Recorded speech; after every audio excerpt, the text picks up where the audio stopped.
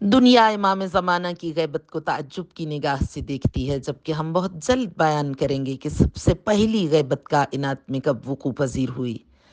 انبیاء اعظام الہی کا اپنی امتوں سے پردہ غیب میں جانا اللہ کی جانب سے مقرر کردہ غیبت کا ایک دیرینہ اور قدیم سلسلہ ہے، جو یوسف زہرا کی ذات والا صفات پر آ کر منتہی ہوتا ہے۔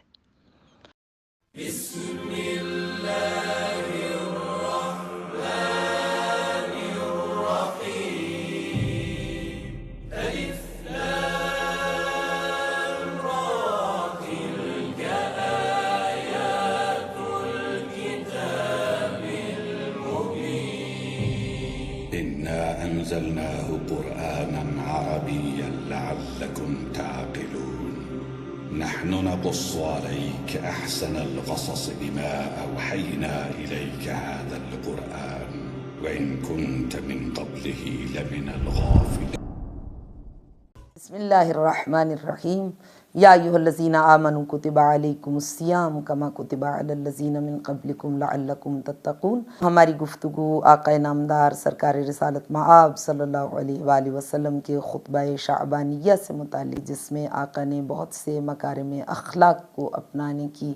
نصیحت فرمائی ہے، تلقین فرمائی ہے، اسی سلسلے میں پسندیدہ صفات کو اپنانا انسان مومن کا فرض ہے اگر وہ صاحب ایمان ہے، اگر آقا صلی اللہ علیہ وآلہ وسلم کا امتی ہے، اگر اسلام کو ماننے والا ہے، تو پھر ان صفات کو اپنانا اس کے لیے لازم ہے۔ قرآن کریم میں خالق کائنات نے ارشاد فرمایا، یا ایھا الذین آمنوا اتقوا اللہ وکونوا مع الصادقین، اے صاحبان ایمان اللہ کا خوف دلوں میں پیدا کرو، تقوی الہی پیدا کرو، پرہیزگاری پیدا کرو، وَكُونُوا مَعَ الصَّادِقِينَ، اور سچے افراد کے ساتھ ہو جاؤ، سچوں کے ساتھ ہو جاؤ۔ ایک صفت جس کا آج ہم ذکر کرنا چاہتے ہیں وہ صدق ہے، جس کو اسلام نے ایک پسندیدہ صفت کے طور پر متعارف کرایا ہے اور جس کو اپنانے کا حکم دیا ہے، اور اس کی جو ضد ہے ناپسندیدہ صفت وہ کذب ہے۔ اس کے بارے میں بہت سی احادیث ہیں۔ آقا نامدار سرکار رسالت مآب صلی اللہ علیہ وآلہ وسلم نے جناب ابو ذر غفاری کو مورد خطاب قرار دیتے ہوئے ارشاد فرمایا کہ وہ شخص ایمان کا ذائقہ کبھی چکھ نہیں سکتا جس کی زبان پر جھوٹ آ جائے، جس کی زبان جھوٹ سے آلودہ ہو جائے۔ فرمایا ان من اعظم الخطایا اللسان الکذوب، سب سے زیادہ جو ناپسندیدہ چیز، اعظم الخطایا، عظیم ترین خطا جو انسان سے سرزد ہو سکتی ہے وہ یہ ہے اس کی زبان سے کہ اسے جھوٹ بولنے کی عادت ہو۔ اور پھر ایک مقام پہ ارشاد فرمایا ایک اور حدیث کے اندر، ان المؤمن ینطبع علی کل شیء الا علی الکذب والخیانہ، مومن کسی بھی چیز کو اپنی عادت بنا سکتا ہے لیکن جھوٹ اور خیانت کبھی اس کی عادت نہیں بن سکتی۔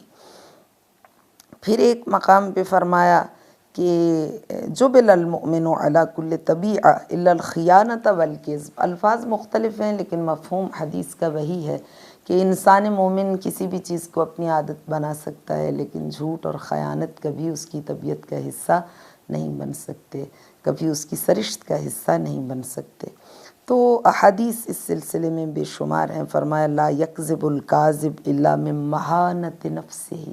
جو بھی انسان جھوٹ بولتا ہے وہ پستی کردار کا مظاہرہ کرتا ہے، بلکہ جو شخص جھوٹ بولتا ہے اس کی اصل وجہ یہ ہے کہ وہ احساس کمتری میں مبتلا ہے اور وہ اپنی شخصیت کا قائل نہیں ہے، کیونکہ انسان کو جو مومن ہے اس کے لیے کہا گیا کہ انسان مومن کو ہمیشہ اپنی شخصیت کی عظمت کا احساس رہنا چاہیے، اسے یہ معلوم ہونا چاہیے کہ وہ کس کا ماننے والا ہے اور کیا اس کا مذہب ہے۔ قرآن کریم کی آیات میں بھی جھوٹ کی مذمت کی گئی۔ سورہ مبارکہ حج کی آیت نمبر 30 ہے، جس میں خالق کائنات ارشاد فرماتا ہے فَاجْتَنِبُوا الرِّجْسَ مِنَ الْأَوْثَانِ وَاجْتَنِبُوا قَوْلَ الزُّورِ، یہاں قول الزور سے مراد تمام علماء تفسیر نے، ہر مکتبہ فکر سے تعلق رکھنے والے تمام مکاتب فکر اسلامی کے برجستہ علماء نے اس کی تفسیر و تشریح و تبیین میں جو بیان کیا ہے وہ یہ ہے کہ قول الزور سے مراد جھوٹی بات ہے۔ پھر فرمایا کہ فلا رفث ولا فسوق ولا جدال فی الحج، خالق اکبر نے سورہ مبارکہ بقرہ کی آیت نمبر 197 میں ارشاد فرمایا اس میں فسوق سے مراد جھوٹ ہے۔ پھر خالق اکبر نے ایک اور مقام پہ قرآن کریم میں ارشاد فرمایا، اور سورہ مبارکہ غافر کی آیت نمبر 28 ہے، جسے سورہ مبارکہ مومن کا نام بھی دیا جاتا ہے، ان اللہ لا یہدی من هو کاذب کفار، خداوند متعال اس شخص کو اس کے حال پر چھوڑ دیتا ہے جو جھوٹ بولنے والا ہے اور کفران نعمت کرتا ہے۔ جھوٹ بولنا بذات خود کفران نعمت ہے۔ خدا نے اتنی بڑی انسان کو نعمت عطا کی زبان کی صورت میں، اس زبان سے جب وہ جھوٹ بول کے اللہ کی نافرمانی کا ارتکاب کرتا ہے تو وہ کفران نعمت کرتا ہے۔ لہٰذا کاذب بذات خود کفار بھی ہے، کفران نعمت کرتا ہے۔ ان اللہ لا یہدی من هو مسرف کذاب۔ پھر قرآن کریم کی ایک اور آیت میں سورہ مبارکہ آل عمران کی آیت نمبر 61 ہے، جس میں خالق اکبر تاکید کے ساتھ ارشاد فرماتا ان اللہ، بے شک خداوند متعال، لا یہدی من هو مسرف کذاب، کبھی رہنمائی نہیں کرتا زیادہ روی کرنے والے جھوٹے انسان کی۔ اور پھر فرمایا کہ جھوٹا شخص رحمت خدا سے دور ہے۔ فنجعل لعنت اللہ علی الکاذبین، ہمیشہ جھوٹوں کی تعقیب کرتی رہے گی۔ لعنت یعنی رحمت خدا سے دوری۔ پھر خالق اکبر سورہ مبارکہ نور کی آیت نمبر 7 میں ارشاد فرماتا ہے ان لعنت اللہ علیہ ان کان من الکاذبین، جو جھوٹوں میں سے ہوتا ہے خدا اس پہ لعنت بھیجتا ہے۔ لعن عربی زبان میں راغب اصفہانی نے اپنی لغت میں لعن کا جو معنی کیا ہے یعنی رحمت خدا سے دوری، خدا کی رحمت کبھی اس شخص کے قریب نہیں آ سکتی جو جھوٹ بولتا ہے۔ وَمَن يَلْعَنِ اللَّهُ فَلَن تَجِدَ لَهُ نَصِيرًا، نعوذ باللہ۔ قرآن کریم میں خالق کائنات نے بڑی شدت کے ساتھ اس کا انجام بھی بیان کر دیا۔ سورہ مبارکہ نساء کی آیت نمبر 52 میں فرماتا وَمَن يَلْعَنِ اللَّهُ، جو جس پہ اللہ کی لعنت ہو جائے، فَلَن تَجِدَ لَهُ نَصِيرًا، اس کے لیے کوئی ناصر و معاون و مددگار نہیں ہو سکتا، کوئی اس کی پشت پناہی نہیں کر سکتا، کوئی اسے مصائب و آلام سے نجات نہیں دے سکتا، کوئی اسے ساحل نجات سے ہمکنار نہیں کر سکتا، جس کی لعنت تعقیب کر رہی ہو اللہ کی جانب سے۔ اور پھر ایک اور مقام پہ ارشاد فرمایا سورہ مبارکہ طٰہٰ آیت نمبر 81 ہے وَمَن يَحْلِلْ عَلَيْهِ غَضَبِي فَقَدْ هَوَىٰ، نعوذ باللہ، ہلاک ہو گیا، نیست و نابود ہو گیا، تباہ ہو گیا جس پہ میرا غضب نازل ہو جائے، وہ شخص۔ اور غضب دراصل وہی لعنت ہے۔ پھر خالق اکبر قرآن کریم میں ارشاد فرماتا وعد اللہ المنافقین والمنافقات،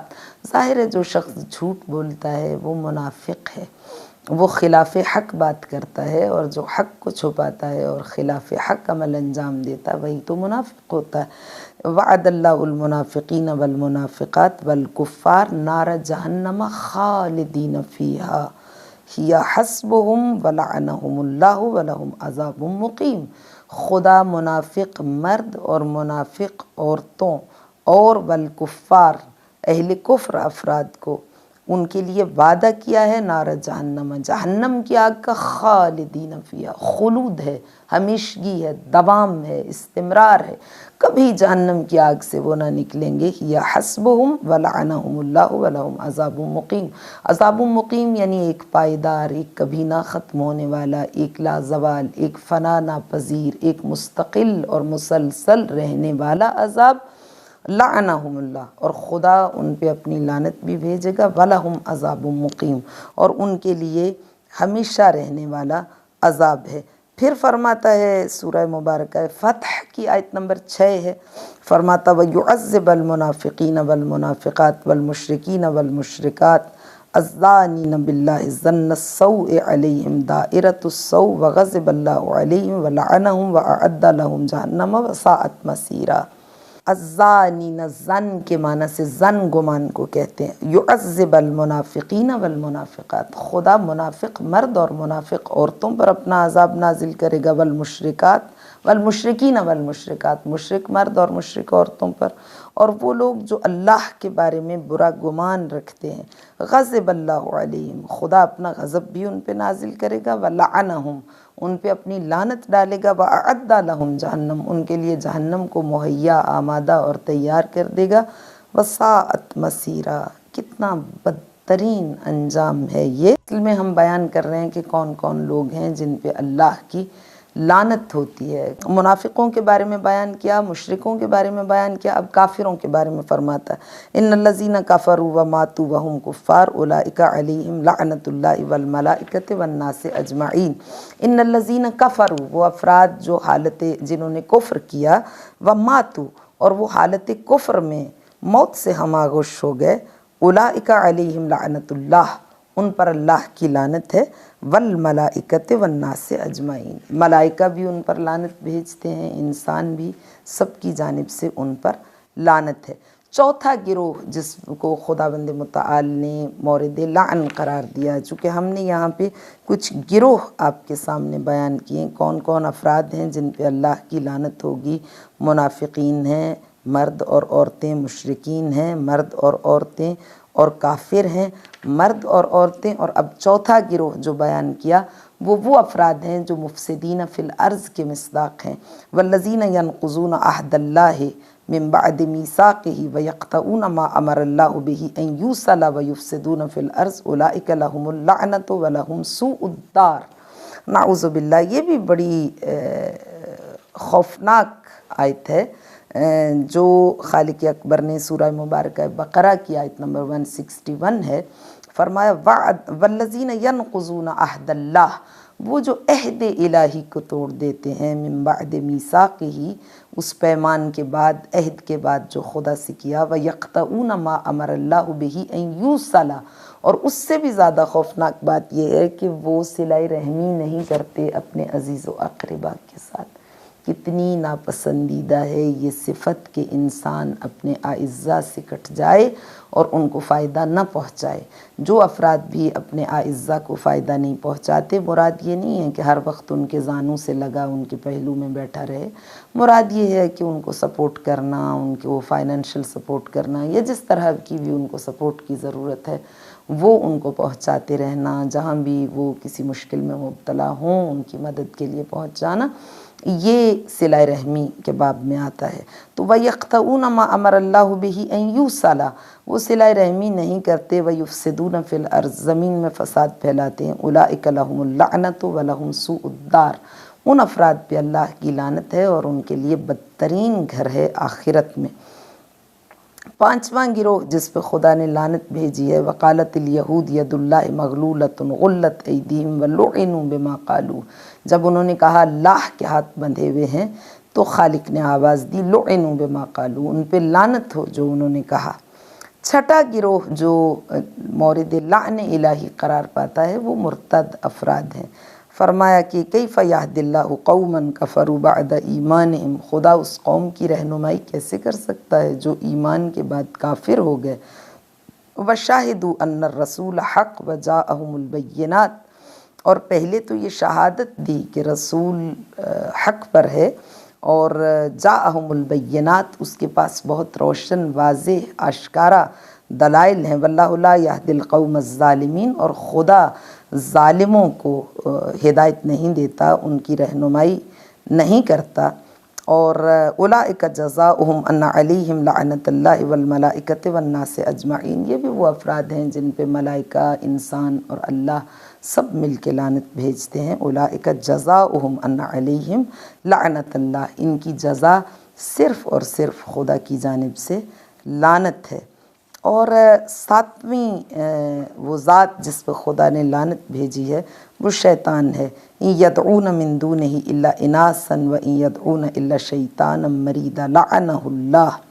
خداوند متعال اس پہ لعنت بھیجتا ہے، اور پھر اور مقامات پر سورہ مبارکہ صاد میں، سورہ مبارکہ حجر میں، سورہ مبارکہ احزاب میں ارشاد فرماتا ہے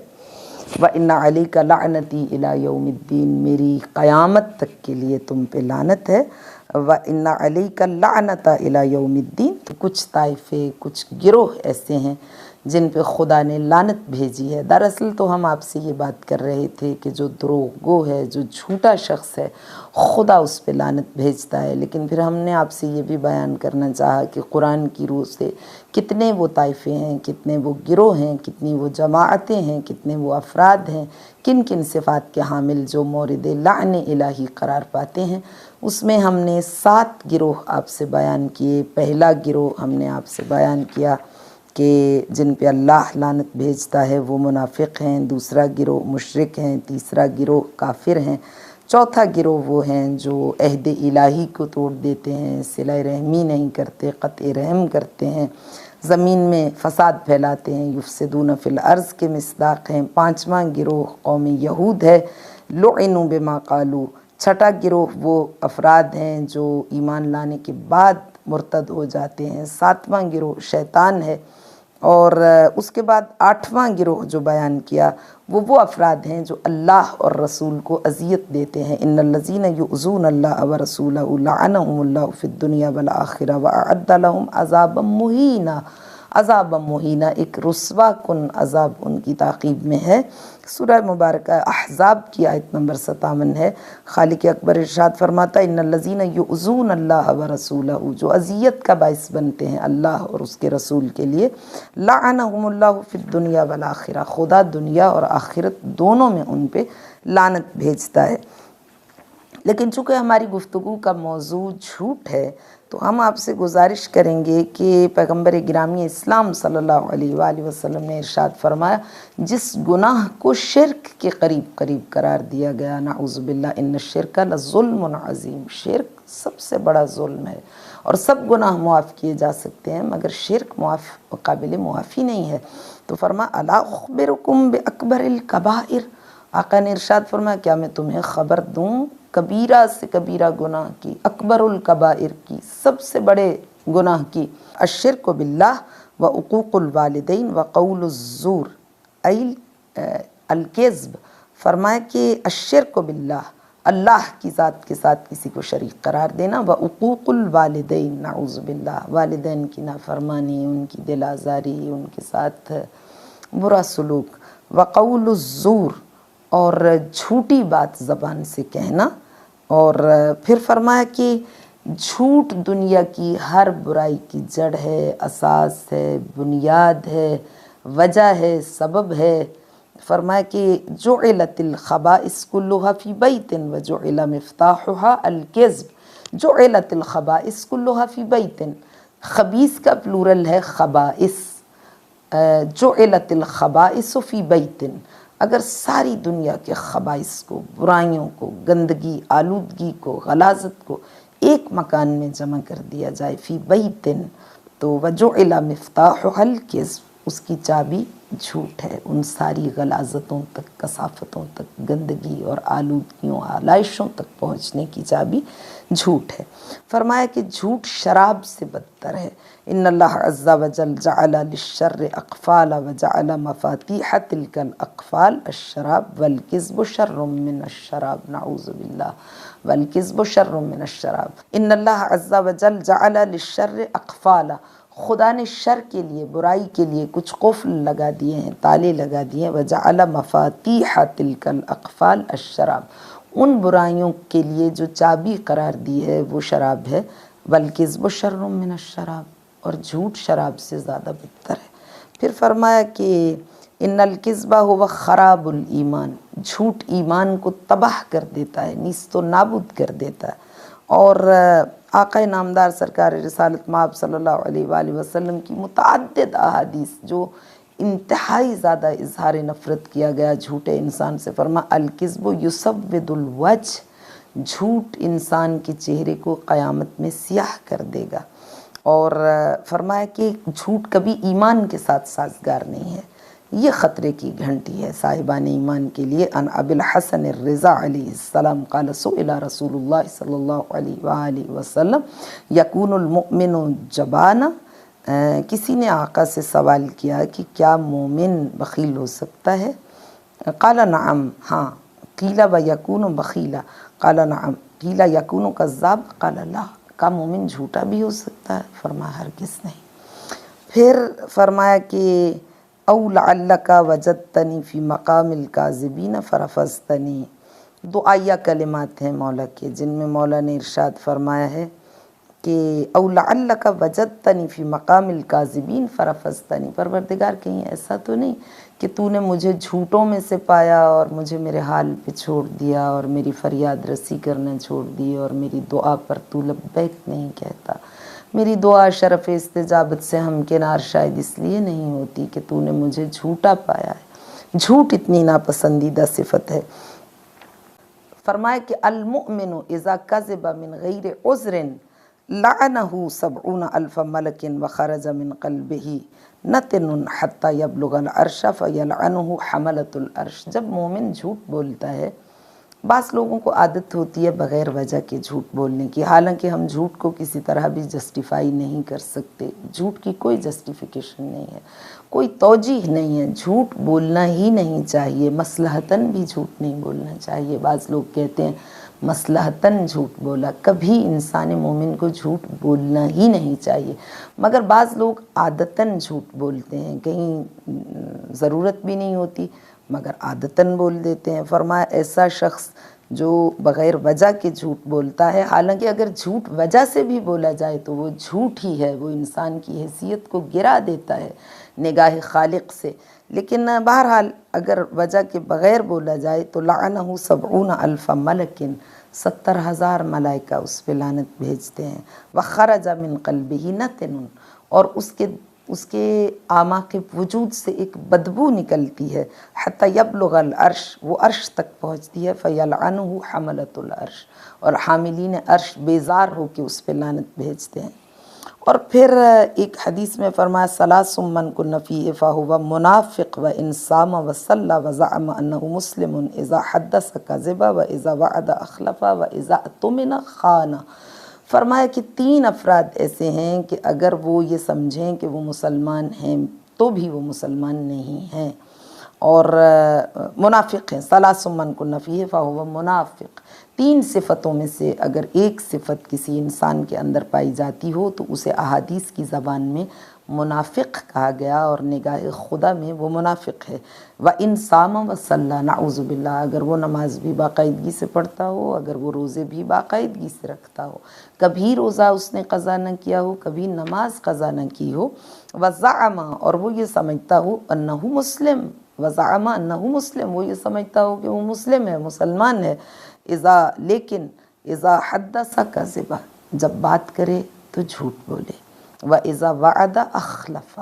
جب وعدہ کرے تو وعدے کی خلاف ورزی کرے، وَإِذَا اؤتمن خان، اور جب اسے کوئی امانت اس کے سپرد کی جائے تو اس میں خیانت کرے۔ اس کو ہم سادہ الفاظ میں بیان کر دیتے ہیں۔ بعض لوگ بات کرتے ہوئے جھوٹ بولتے ہیں اور اکثر ان کی گفتگو کے گوشوں میں جھوٹ ہوتا ہے، جھوٹ کی آمیزش ہوتی ہے۔ بعض لوگ اذا وعد اخلف، ہمارے معاشرے میں یہ بہت بڑی خامی ہے کہ بعض لوگ وعدہ کر لیتے ہیں اور پھر اپنی کمٹمنٹ کو پورا نہیں کرتے، اور یہ سمجھتے ہیں کہ یہ معمولی چیز ہے، جبکہ یہ معمولی چیز نہیں ہے۔ اس کو بہت ناپسندیدہ صفات کے برابر قرار دیا گیا، انہی کی ردیف میں جتنا شرک اللہ کو ناپسند ہے اور قابل نفرت ہے، تقریباً اسی کے قریب خدا کو وعدے کی خلاف ورزی ناپسند ہے۔ بہت سی احادیث ہیں جن میں اس شخص سے انتہائی اظہار نفرت کیا گیا ہے جو وعدے کی خلاف ورزی کرتا ہے، اور یہ چیز ہمارے معاشرے میں دیکھنے میں آتی ہے کہ لوگ وعدے کو کوئی اہمیت ہی نہیں دیتے، اور بلکہ کہتے ہیں وہ وعدہ ہی کیا جو وفا ہو، اور اسلام کہتا ہے وہ وعدہ ہی کیا جو ایفا نہ ہو، وعدہ وہ جو وفا ہو، بے شک انسان کو اس کی کتنی بڑی قیمت ادا کرنا پڑے۔ وَإِذَا اؤتمن خان، جس کو امانت سپرد کی جائے۔ اب امانت سے مراد یہ نہیں ہے کہ مال ہی سپرد کیا جائے، بلکہ ہو سکتا ہے آپ کسی کو کوئی بات بتائیں، آپ کا کوئی راز ہو جو آپ نے اس کو دیا ہے، وہ بھی امانت ہے، اس کی نگہداری، اس کی حفاظت، اس کی نگہداشت بھی اس کی شرعی ذمہ داری ہے۔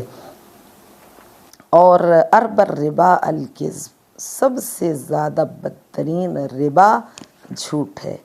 اور علت الکذب اقبح اللہ، جھوٹ کی بیماری بدترین بیماری ہے جس کا علاج بہت مشکل ہے۔ ان الرجل لیکذب الکذب فیحرم بها صلاۃ اللیل، جب انسان جھوٹ بولتا ہے تو نماز شب کی لذتوں سے محروم کر دیا جاتا ہے۔ الکذب ینقص الرزق، جھوٹ کے کچھ روحانی اثرات بھی انسان پر مرتب ہوتے ہیں، کچھ مادی اور ظاہری اثرات بھی ہیں۔ ان مادی اور ظاہری اثرات میں سے ایک یہ ہے کہ الکذب ینقص الرزق، جھوٹ سے انسان کے رزق میں کمی واقع ہوتی ہے، اگرچہ وہ خود محسوس نہ کرے، لیکن خالق کائنات کی بارگاہ میں ہو سکتا ہے کہ اس کے لیے بہت سا رزق زیر نظر رکھا گیا ہو، لیکن جب اس نے اس قبیح صفت کو اپنا لیا اور اس نے جھوٹ کو اپنی زبان پہ جاری کیا تو خالق کائنات نے اس کے لیے جو رزق مقدر کیا تھا اس کو اس سے محروم کر دیا۔ عن ابی عبداللہ علیہ السلام قال کان امیر المؤمنین صلوات اللہ علیہ اذا صعد المنبر قال ينبغي للمسلم ان يتجنب مؤاخات ثلاثہ الماجن الفاجر والاحمق والكذاب اما الكذاب فانه لا يهنأ معه عيش ينقل حديثك وينقل اليك الحديث۔ حدیث ہے مولا کی جس میں فرمایا کہ ایاک ومصادقۃ الکذاب فإنہ کالسراب یقرب علیک البعید ویبعد علیک القریب۔ فرمایا ایاک ومصادقۃ الکذاب، بہت زیادہ شدت سے جو چیزیں بیان کی گئیں ان میں ایاک ومصادقۃ البخیل، ایاک ومصاحبۃ البخیل، ایاک ومصادقۃ الکذاب، بچو جھوٹے کی دوستی سے، کبھی جھوٹے کے ساتھ دوستی نہ کرنا۔ فإنہ کالسراب، وہ ہمیشہ تمہاری زندگی میں سراب کی مانند رہے گا۔ یقرب علیک البعید ویبعد علیک القریب، جس کو تم سے قریب ہونا چاہیے اس کو تم سے دور کر دے گا، اور جس کو تم سے دور ہونا چاہیے اسے جھوٹ بول بول کے تم سے قریب کر دے گا۔ اس لیے جھوٹے کی دوستی کبھی تمہیں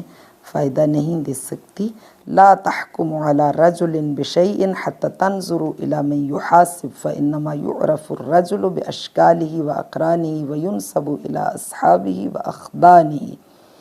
اگر تم کسی کے بارے میں فیصلہ کرنا چاہتے ہو، لا تحکم علی رجل بشیء حتی تنظر الی من یحاسب،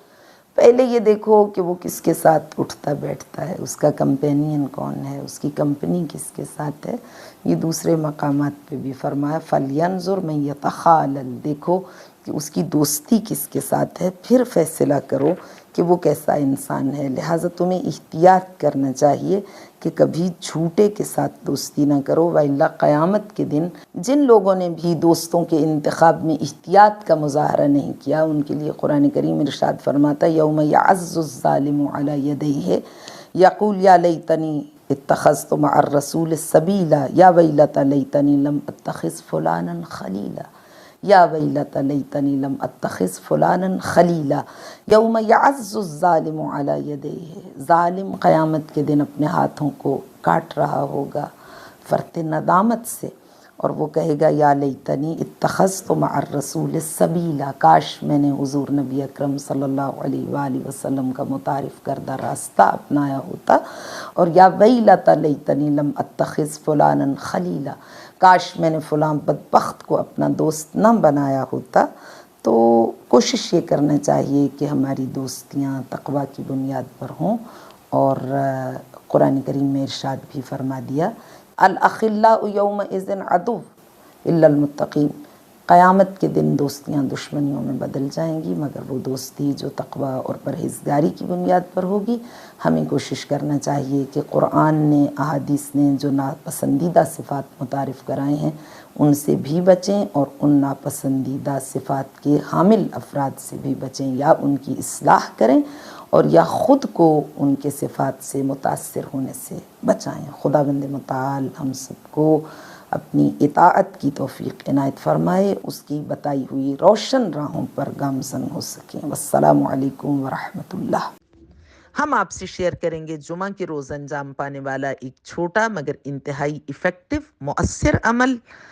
تمام سکن ڈیزیزز کے لیے، اس میں کسی بھی طرح کی الرجی ہو، یا وائٹ پیچز ہوں، یا سورائسز ہو، یا اسمال پاکس ہوں، یا جلن کے نشانات ہوں، داغ دھبے جھائیاں، جلد کو اندر کی تہوں تک چمکا دینے کے لیے اور تمام بیماریوں سے چھٹکارا پانے کے لیے اذان فجر سے لے کر زوال کے وقت تک، جو کہ 12 بجے سے پہلے ہوتا ہے، قربتاً اللہ کی نیت سے غسل جمعہ کیا جائے اور اس کو 40 ویکس کنٹینیوسلی انجام دیا جائے تو انشاءاللہ جلد شفاف ہو جائے گی۔ اور بدترین وائٹ پیچز سے چھٹکارا حاصل کرنے کے لیے سورہ مبارکہ آل عمران کی آیت نمبر 49 ہے، انی قد جئتکم بآیت من ربکم انی اخلق لکم من الطین کہیئۃ الطیر فانفخ فیہ فیکون طیرا باذن اللہ وابرئ الاکمہ والابرص واحیی الموتى باذن اللہ وانبئکم بما تأکلون وما تدخرون فی بیوتکم ان فی ذلک لآیۃ لکم ان کنتم مؤمنین۔ یہ ہم نے کسی کو بہت سال پہلے بتائی تھی اور ان کو وائٹ پیچز تھے پورے جسم پر، تو ڈاکٹر نے تعجب کا اظہار کیا تھا جب انہیں اس سے شفا ہوئی، کیونکہ میڈیکل سائنس میں اس کا علاج نہیں ہے۔ یہ ہر نماز کے بعد آفٹر ایوری پریئر کسی سے بات کرنے سے پہلے اس کو ایک بار پڑھا جائے صحیح تلفظ کے ساتھ۔